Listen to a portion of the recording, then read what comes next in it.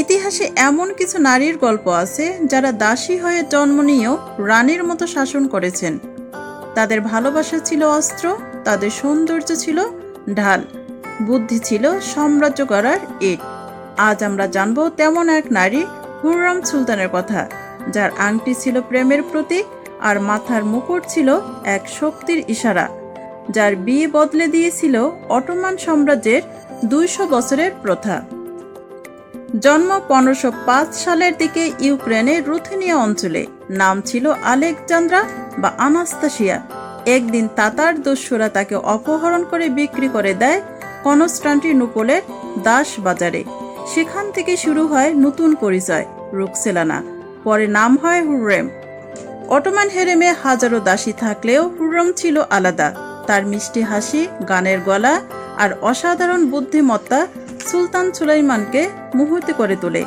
প্রেমে পড়ে গিয়ে সুলতান তাকে একটি বিশেষ আংটি উপহার দেন। আংটিটি ছিল গাঢ় সবুজ রত্ন, যা ভালোবাসা ও বিশ্বস্ততার প্রতীক।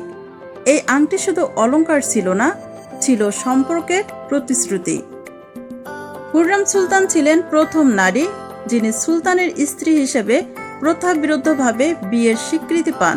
এই বিয়ে ২০০ বছরের অটোমান প্রথা ভেঙে দেয়। তাকে দেওয়া হয় হাসিকি সুলতান উপাধি, যার মানে সুলতানের প্রিয়তমা স্ত্রী। এই বিয়ের মাধ্যমে তিনি পান রাজকীয় মুকুট, যা এক নারীর ক্ষমতা অর্জনের ইতিহাস।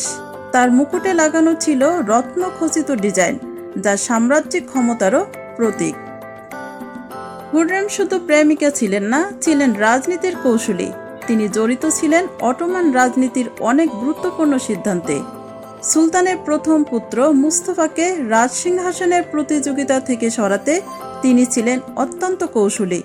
তার নিজের পুত্র সেলিমকেই তিনি রাজসিংহাসনের উত্তরসূরি হিসেবে গড়ে তোলেন। তিনি প্রতিষ্ঠা করেন হাসপাতাল, বিদ্যালয়, মসজিদ এবং হুররম সুলতান হেমাম। এইসব স্থাপনা আজও তার জনসেবার চিহ্ন হয়ে রয়ে গেছে ইস্তাম্বুলের বুকে। একজন দাসী থেকে সুলতানের রানী, প্রেমের আংটি থেকে রাজমুকুট।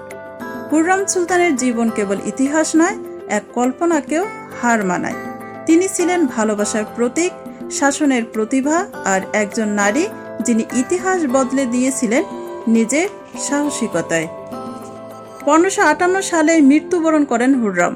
তার সমাধি রয়েছে সুলতান আহমেদ মসজিদের পাশে, যেন প্রেম ও রাজনীতি চিরকাল একসাথে ঘুমিয়ে থাকে।